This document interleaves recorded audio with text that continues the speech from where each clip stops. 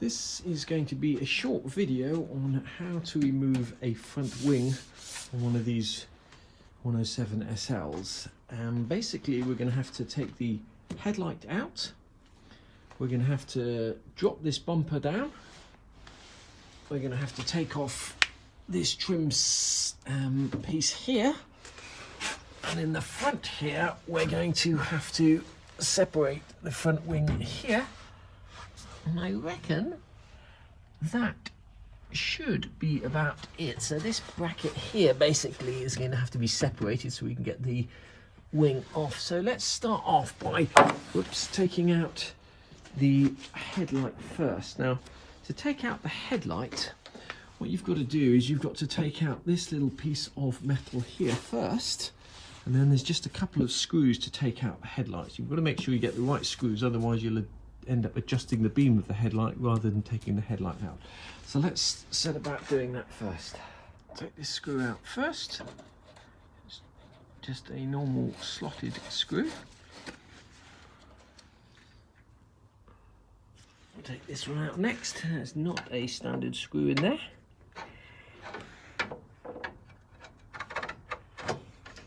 Once you've got those two screws out, this piece should just come out from the bottom like so. There are 3 screws holding this light in. One of the screws is down in the corner here. Now you might be able to get to that screw without dropping the bumper down, but in this particular case the screw is angled downwards, so we're going to have to take the bumper off. There's another screw here, and there's one more screw down here. Okay, what you do not want to do is be touching this screw here or this screw here, because that adjusts the angle of the beam. These bumper bracket bolts can be on pretty tightly, so put some plus gas or penetrating oil on before you try and undo them. Now, eventually, don't forget the washer. Once you've undone the bolt behind there, you might find that this moves down far enough to allow you to access these 2 screws here. On this particular car we can't access it, so we're going to take the next bolt out, which there's a bracket here, just here. We're going to take that bolt out, and that should allow us to drop that bumper down a little bit more. We've just loosened the bumper bolt off there enough to be able to drop this down like so, and that should allow us to get to these screws without rounding them off and take that light out. These are all pretty rusty, these screws, so we'll be replacing them with the proper screws when you put the whole thing back together. You should get to the stage where you can drop this light down like that and lift it out. Now the light is just plugged in here, so you're going to have to disconnect that plug, just lift straight up. Not unsurprisingly, more rust. I think this was actually a new wing at some stage. I seem to remember many years ago that when I took this car for MOT, they managed to smash this side of the wing into the ramp and they replaced the wing. So if that is a new wing, it goes to show you how easy it is for these things to rust. Your wing out, what you may find is there's an array of different types of screws and bolts, etc., hanging it. So attaching it back on, especially if it's not all original. So just make a note of which screws go where. So because, for example, that screw is much longer than this screw down here, and it's as well to remember which screws go where, so when you come to put the whole thing back together, you're not spending a lot of time messing around with screws. Incidentally, these screws which hold the light in, they should screw into little metal clips like this. I noticed that on this side both of those metal clips are missing, and other fittings have been used to try and hold the headlight in. Not sure if it's possible still to get those fittings. If it is, I'll put a link at the end of the video, but as I say, they should sit into little metal clips like that, which spread when you screw the screw in and hold it in tight. We're going to take this lower trim piece off, which should just be held on by a screw on each end. What you want to avoid doing is bending it out. It's very easy to bend. Held on by a screw at either end, and then a series of clips like this here. They clip into the side. You may find that you don't need to take the whole thing off. You may also find there's a whole load of these clips missing, which is why your trim piece isn't sitting flush. We don't actually need to take the whole thing off in this particular case. We've revealed these two screws here. Sorry, these two bolts here, so we'll just whiz those out. Screws are 10mm, and when you take them out, especially from this lower panel here, which is a known rust spot, do not be surprised if there's not actually much of them left, like that.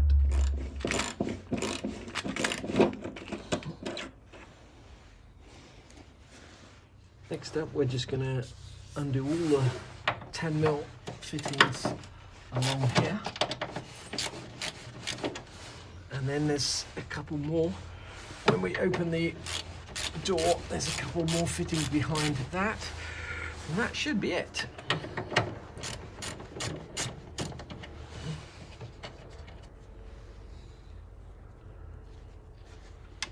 There's no reason why these fittings should be any different, but if they are, for example, the fitting that just came out of this here by the spring, if it is different, just make a note of where it went, so that when you put it back together again, you'll make your life easier. There may be a reason why they use a different fitting in that particular place. There's one more 13mm bolt here. I'm just going to very lightly mark how this wing lines up here, because it's one thing taking this wing off, it's a completely different thing lining it back up again. I'm just going around and marking the inside of all of these here with marker pen, just so that we know exactly how this lines up when we take it off. We're going to undo the two screws here and here. Once again, they might be pretty rusted. Oh my lordy. Sometimes it's easier to get these screws out with a set of vice grips around the head, because they're so rusted you might just find you end up stripping the head otherwise. 3 screws holding that bit together, the bottom 2 and this one here as well. Once you've done that, the wing, that part of the wing will be free. Okay, we've done all of these screws apart from the 2 most difficult ones, and they look behind this door. We're going to have a go at getting this bolt out here. There's 2 of them.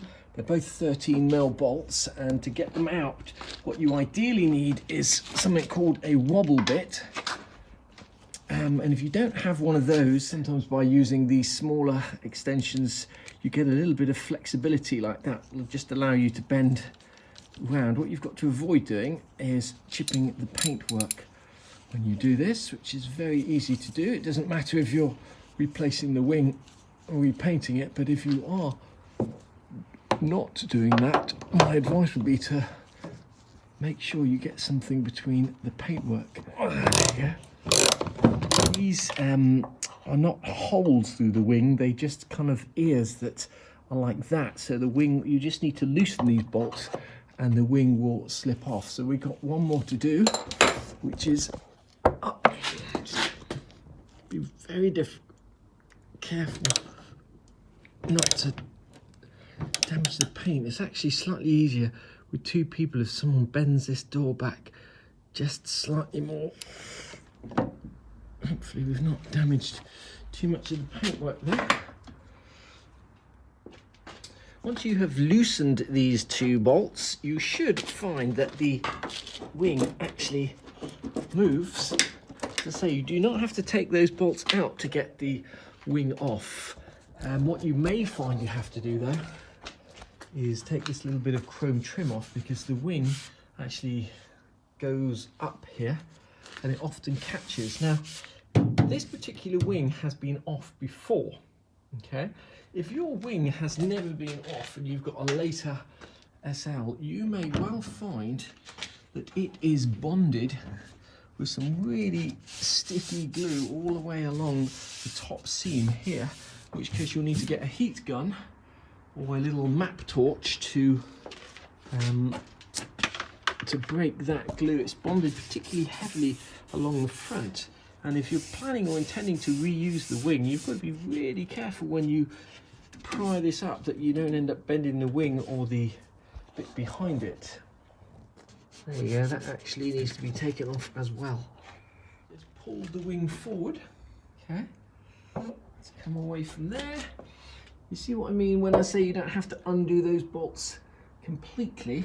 Now I imagine that the wing is actually just catching on the front there. We're going to have to lift that over just that bit there. You might be able to just move this off without taking this plastic trim, but you do not want to force anything or break anything.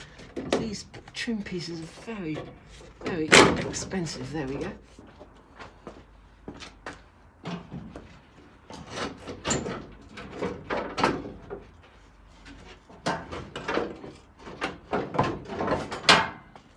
You may find, if your wing has never been off, you may also find that these air vents here are actually attached to the side of the wing, here and here. And so on this car, would you believe, I think this is actually a new wing that's been painted, so there's no glue on it, which makes it relatively easy to get off, and it's not attached here. You can find out if it's attached just by running a credit card down this side there to see if it is catching on anything. I think I'm going to be able to get this wing off just by loosening the other bolt on the bumper here, and without having to take the entire bumper off. I don't want to damage the wing in any way because the wing is absolutely fine. It's just got some surface rust, so I think I'm just going to be able to tilt this up and lift it up without scratching too much of the paintwork. Let's give that a go. What we've got to do before we can get this wing off is actually disconnect this rubber grommet here and pull the wire through. If you pull this hard enough, it'll come out and you should be able to just thread the plug through, and that should be enough for us to lift this wing off. Let's give it a go. Okay, the moment of truth.